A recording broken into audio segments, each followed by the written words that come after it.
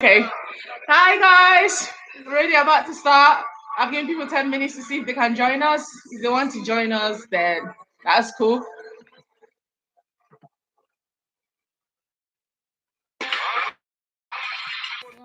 Okay, let's begin. So, hello everyone.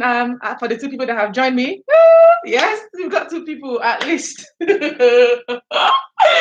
Okay, we've got two people joining. So, for this topic, I am speaking on loving Igbo boys. Just for the two people that are joining me, is any of them Igbo? Any of you, Igbo, please come put on the chat to say yes or no. At least I know whether to add um my language or not. I mean, I will still kind of a little bit just to make it a bit um sweeter, I guess. All right, so welcome to Talkinsen. It's me, Ogechi. Welcome. So for this video, it's about loving evil boys, and I'm going to speak generally based on my experience and also on things that I've observed other people are doing and um, just people behavior towards Igbo men and the things that people say. So, Igbo men obviously are part of Nigerian men, to say. And in growing up, honestly, I did not grow up in Igbo land. Well, I did. Sorry, lies. Who is telling lies? Me. Anyways, growing up, I grew up in Nigeria. I grew up in the Igbo land. I really didn't know any other tribe, and moved to UK because my parents are here. So that's how I came to UK. So my experience really in Nigeria in regards to Igbo men are very limited. So I'm going to speak based on the ones I've seen here and their characters that I have come across. So growing up, as I mentioned, I loved growing up in Igbo land. I enjoyed it. Every of my memory came from growing up in Nigeria, and it was absolutely lovely. Welcome to me. If you're still with me, welcome. There's one that just keep fluctuating. One keep coming, one keep coming back, going, coming, going. Come on, people, make up your mind. Stay with me. You're going to enjoy this session, eh? First YouTube live, 2 views. To me, that is a success. I was like, is anyone even going to watch this? Anyway, so I didn't have any bad experience in regards to growing up in the Igbo land and regards to the Igbo men slash boys that I encountered. So when I came here, I got to kind of really interact with Igbo men because in all honesty, most of my interaction was with Asian men. As in school, that was mainly the men that were there, and there was I didn't really connect with any of the other men out there apart from the Asians because I had a lot of in common, and my friend, closest friend, is also part of them. So it just made sense for me then. So my experience with Igbo men, not knowing them, came very much as a surprise when I worked in an African restaurant, and it came it came both good and bad surprise to say. Um, And the good is that I got to see lots of them because they used to come to this place, and the place was owned by an Igbo man with a wife that is not from Nigeria. So both of them ran the place, and I worked as a waitress there. And it was very interesting to get to know the Igbo men in general. I must say my experience was good and bad. So my experience with them was more of the in the aggressive side. When I mean aggressive, they are very outspoken. So, and it made sense to me because I'm a very outspoken person. And they'll just tell you what they think and what they wished for you to know. Those literally, I don't know how to say it. They have no filters. That's the word. They have no filter at all. They had no filter in any shape or form. I will get into arguments with them. I don't care, whoever you are. Like, the way they spoke to waitresses wasn't the best way to say. However, I did have a lot of good good or positives with them, but mostly their behavior just annoyed me because I didn't have that kind of beforehand. As I didn't know they can be very forward, to say. I'll take back the word aggressive. I think very forward would be the word. So I left the place just feeling very, very annoyed. I'm just saying, like, I'm never going to marry an Igbo man. I'm never going to marry an Igbo man because hi gosh, just I don't I just didn't understand them. So when I left, um, in all honesty, those men were not evil, they were not spiteful at all. They just had a behavior. The behavior was a shock to me because I didn't realize that part of their behavior of Igbo men, because I grew up in Igbo land and never saw that sort of yes, some level of aggressive. Let me just bring the word back. That they did show not aggression in terms of trying to hit with you. It was more of not knowing the appropriate word to say. So, for example, I'll give you a good example. The one encounter and argument I had with this Igbo man was he came to he placed an order. One of the waitresses possibly gave him the wrong order or made a mistake with the order, and I was trying to help him resolve the issue. The next thing I was hearing, like, "You fool, you this, you that." I was like, "Excuse you, who is a fool here?" I grew up in Nigeria, in UK, to say that no one has ever opened their mouth to call someone a fool in front of me. So they often use this word when they're angry. I was like, listen, me and him got into an argument. I came out of the counter where the thing was, we had a face-to-face argument. And honestly, he never returned to that place because I wasn't about to have that rubbishness where people can just come and call people names and go. But then again, after that experience, I came to understand, I started learning to understand and know Igbo men in general.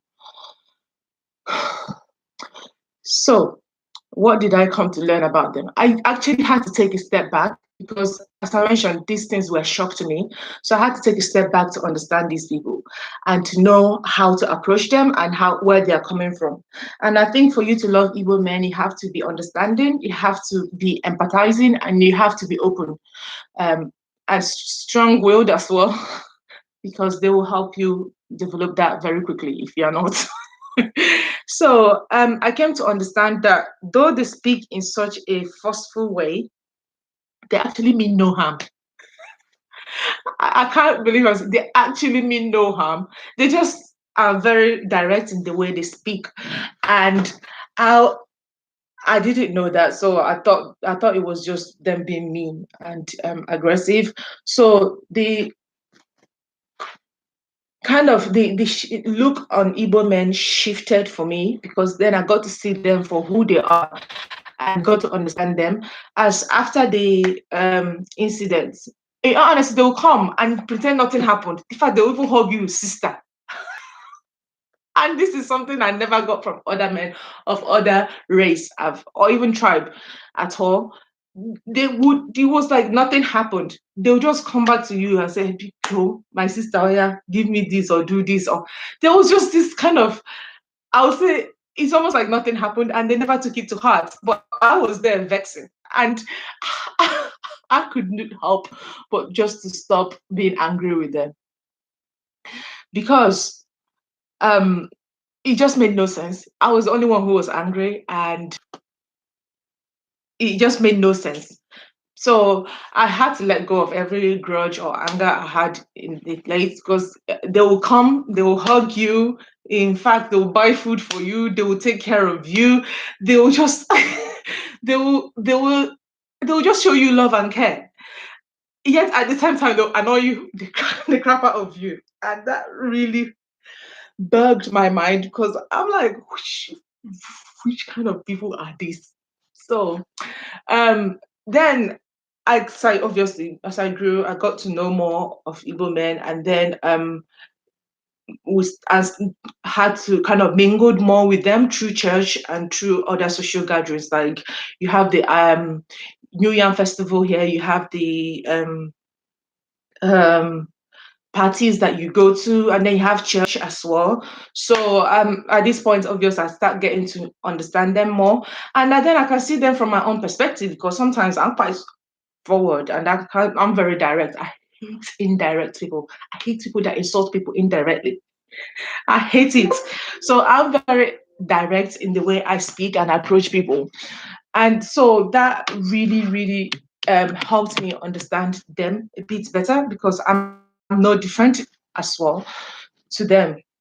So I think for me, after that experience, I did a self check to see where I'm going wrong. However, I've come to then I stopped whining. But then when I start looking on internet and then hear when people describe Igbo women, it's always in a very negative form. And I just come to understand, like, because of my past experience, these people have not actually taken time to understand these people and where they are coming from. So it's always negative. There's this particular woman on YouTube that just her own, I don't know, she did a video on her issue with Igbo men. And I just felt like what happened with her is just like personal. And then she attributes it to every Igbo man. And I must say, apart from that restaurant atmosphere that I've worked in, I have not seen that sort of behavior happen in other places. I mean, unless they are angry. So I haven't seen that behavior happen in other places or other walks of life. And I come to realize there are different types of Igbo men. And the men that I met there, I come to realize most of them are actually from Anambra. I'm not joking. There is hardly few from Enugu. And I realized there is differences in Igbo men. And so you can't generalize it like ours. You have to take one man for who they are and one state. I wouldn't call it tribe, but one state for where they are. I come from Imo State, and I haven't had that sort of behavior shown to me before. So I realize there's different type of men in different places. So you have the possibly the Imo State one. You've got the Anambra, Enugu, is it Akwa Ibom? Yeah, Akwa Ibom is Cebu as well, isn't it? Yeah, just was it Akwa Ibom? Not Akwa Ibom. Abakaleke. You've got different type of men. All of them are Igbos, as we all speak the same language and we identify as the same tribe. But actually, everyone had their own behavior and their own thing to offer. So I came to that understanding, and I felt like that's kind of one of the reasons why many people do not um, look to Igbo men at all, because they have no clear understanding of their behavior, and they take their outspokenness for aggression. And that's what I got from my own experience, that I took it um, as an aggression, which it wasn't. It was just them stating their mind and their opinion. Okay, with that done, I moved on to another thing that helped me come to not see our men in a very negative form. And I'm not just speaking for Igbo men, I'm actually speaking also for um, Nigerian men, actually, in general. Because for me, I came to know not to speak negatively about black men, Nigerian men, any man that is identifies themselves as African, because I had this experience in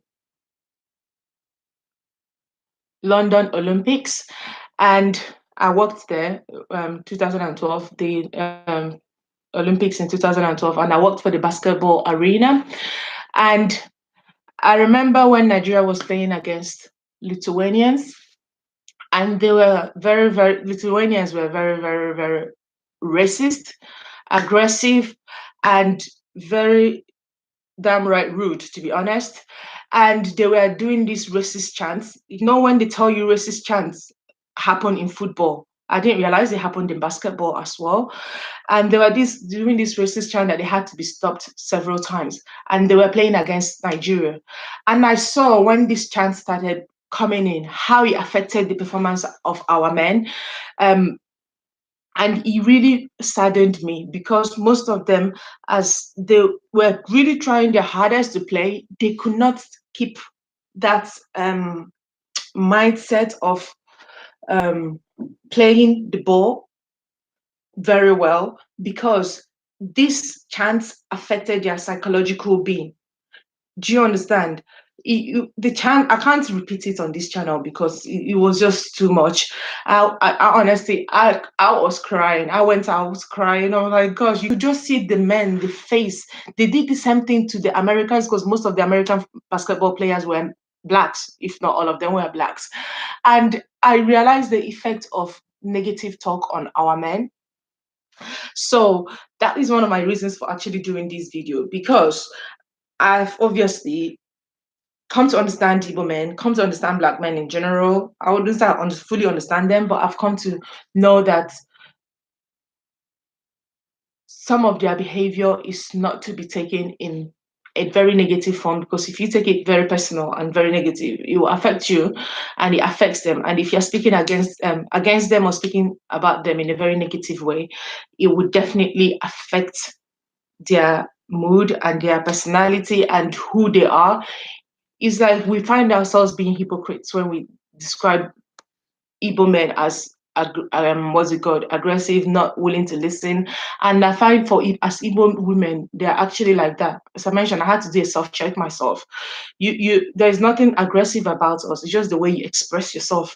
And I came to understand is the way they express themselves. And if you want them to change, they can change if you teach them properly, because that's what I did in that workplace, where I was then not just being angry, but telling them, please, can you not speak to me in this way? And they took the advice and they start behaving accordingly. So that I'll just then go into, I wanted to talk about dating, because this video was also kind of inspired by someone called what was that, David Ifani. As in one of my video, he mentioned if I could do a video about my man and all that. Don't worry, I don't bring my personal ish like that in this place. So I thought maybe to incorporate. So dating wise, I don't know. They are very, as I mentioned, Igbo men are very direct. They'll tell you what they want, what they don't want. I remember my first time someone asked me out. That was back in Nigeria, and we were both clear. Did you wanted casual or just sexual relationship? And he was open and straight up with what he wanted. And I love that about the Igbo men. I love that the fact they're very outspoken, and they also give you compliments, and they'll tell you when you look bad. That's one thing I love about Igbo men.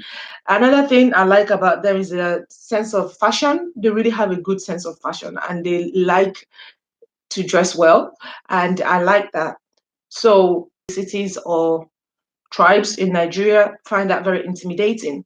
And that to me, I'm like, well, that is your problem. It's not none of their business, because at the end of the day, all of us want success. And whenever I hear people say Igbo people love money so much, that really irritates me, because I'm like, well, please, can you give me your salary the next time they pay you if you don't love money?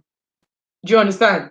If no one likes money, please, can you give me your salary? Can you also not have a job or do anything with your life and stay in one place? I love the fact they drive for success, and no matter the criticism, they are pushing and they are going forward. So you can tell me what you like about Igbo men, or if you're an Igbo man, what you like about yourself, I guess, on this chat, because I'll be ending it like in the next 10 minutes, if not 5 minutes. So please, if you're that one person or two people that want to comment, please do so, and you also kind of get the conversation rolling. Yeah. Another thing that many people do comment on is their stubbornness. Igbo men are stubborn, and they are stubborn for a reason, because there's too many obstacles to overcome, and they ain't got no time to be playing kind. I even find them in the workplace. They know what they want. They push for it. If there is a lot of roadblocks, they'll find a way. if there's many ways to kill a rat, and that's how they work. So they will find a way. That's what I find about them. Another thing I find about Igbo men is also, um, I guess, they like what they like. I don't know how to make it. Whatever they like, they stick to it. What works for them, they stick to it. They like finding where there is place for success. They like, if they like a person, they stick to that person. That's it. So that's one of the things I like about Igbo men. And I also like the fact that they know where they come from. They maintain their own. They know how to keep a home. And that's much about what I love about them. So, for me, in conclusion, I would say in loving Igbo men, you have to show understanding, you have to show empathy, you have to understand their struggles, because at the end of the day, we are all doing suffering the same thing. You have to encourage them in their efforts and don't condemn, because when you condemn them, then it doesn't allow them to perform well. And I find that many women, especially many Igbo women, they are very, they condemn the men, and then they wonder why the men are not performing as well. So please, it's good that we know how to speak about ourselves, and the same thing goes for Igbo men. Treat the women good. If you treat them good, they'll promote you to the highest level.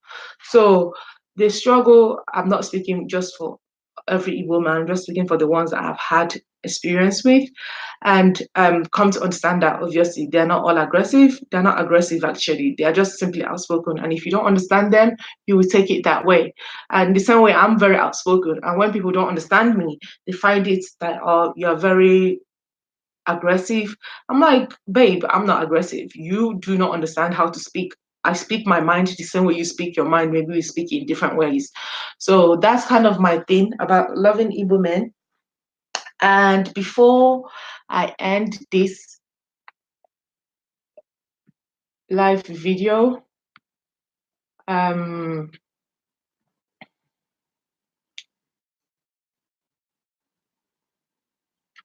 I'm just going to do a bit of something.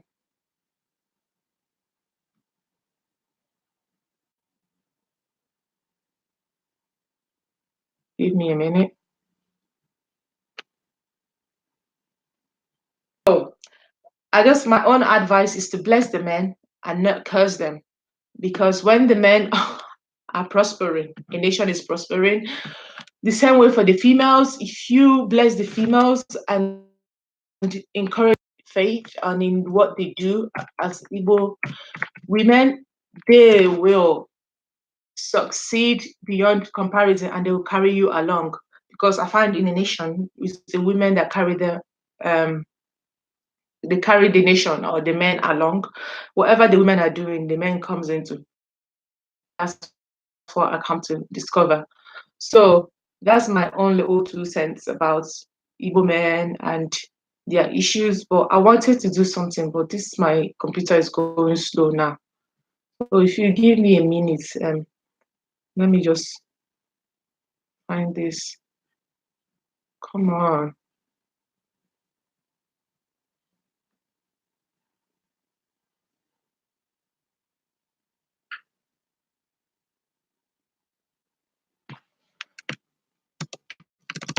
Oh, sorry, my computer is slow.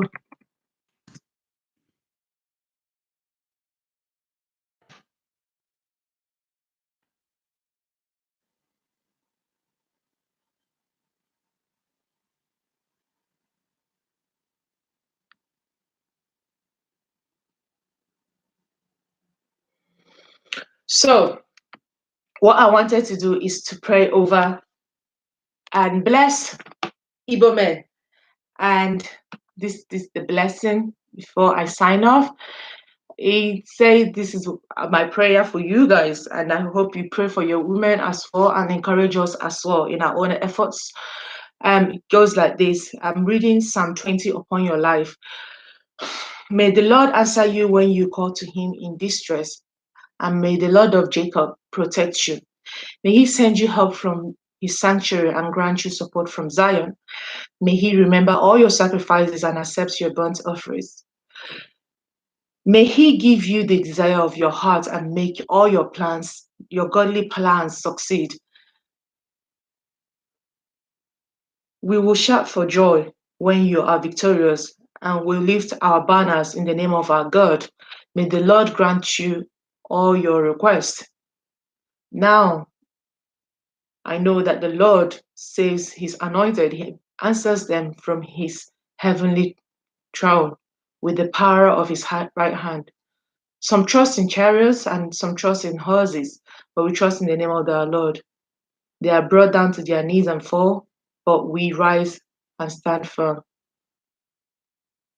So that is my prayer, that may God continue to bless all your hustles and your struggles, and may He bless all your efforts and your endeavors and your family. And may you also pray for your Igbo women as well. Okay, thank you. Take care for those that watched. Many thanks for watching, and may God bless you. All right, bye.